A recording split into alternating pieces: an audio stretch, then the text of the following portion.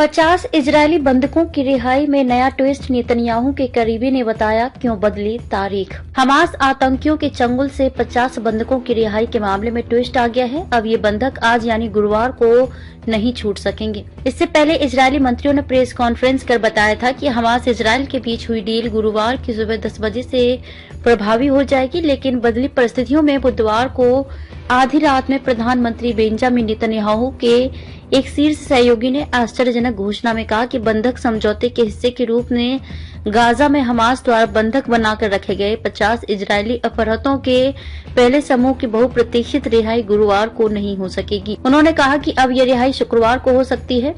अब शुक्रवार को रिहाई की संभावना। इजरायल के राष्ट्रीय सुरक्षा परिषद के अध्यक्ष तचाजी हानेगवी ने बीती रात एक बयान प्रसारित किया, जिसमें कहा गया है कि बंधकों के लिए बातचीत लगातार प्रगति पर है और दोनों पक्षों के बीच मूल समझौते के अनुसार रिहाई शुरू होगी, लेकिन यह शुक्रवार से पहले नहीं हो सकेगी। इजरायली अधिकारी ने कहा कि उम्मीद है कि रिहाई दस्तावेज पर अगले 24 घंटे के अंदर हस्ताक्षर हो जाएंगे और 50 बंधकों की रिहाई शुक्रवार से शुरू कर दी जाएगी।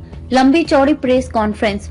हानेगवी की बुधवार रात की आश्चर्यजनक घोषणा एक वरिष्ठ इजरायली अधिकारी के ये कहने के कुछ घंटों बाद आई कि लगभग 50 इजरायली बंधकों की रिहाई गुरुवार से शुरू होगी।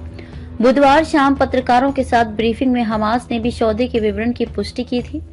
इस ब्रीफिंग में हमास के वरिष्ठ अधिकारी मौसा अबू मरजौक ने घोषणा की थी कि डील गुरुवार को सुबह 10 बजे से प्रभावी होगी। इसके बाद प्रधानमंत्री नेतन्याहू, रक्षा मंत्री योव गैलेंट और युद्ध कैबिनेट मंत्री बेनी गैंट्स ने बुधवार शाम सौदे की खूबियों पर एक लंबी चौड़ी प्रेस कॉन्फ्रेंस की थी। गाजा पट्टी पर सैन्य अभियान जारी रहेंगे। हारेड्स की रिपोर्ट के अनुसार एक इजरायली सूत्र ने यह भी कहा है कि हमास से हुए समझौते के अनुसार गाजा पट्टी में चल रही लड़ाई में 4 दिनों का युद्ध विराम बरकरार रहेगा, लेकिन इसे जब तक अंतिम रूप नहीं दिया जा सकता तब तक गाजा में इजरायली सैन्य अभियान जारी रहेगा। आपको बता दें कि इजरायल हमास युद्ध का आज 48वां दिन है। गाजा पट्टी में अभी भी इजरायली फौज हमास के ठिकानों को जमींदोज कर रही है। रिहा होने वाले बंधकों के नाम उजागर नहीं। इस बीच बंधकों की रिहाई में देरी उन परिवारों के लिए एक झटका है जो अपने अपहृत बच्चों, जीवन साथी, बेटियों और बहनों को हमास के बंधकों के कब्जे से लगभग 50 दिनों के बाद वापस लौटने की बेसब्री से राह देख रहे हैं। इजरायली सरकार ने अभी तक रिहा होने वाले बंधकों की सूची प्रकाशित नहीं की है।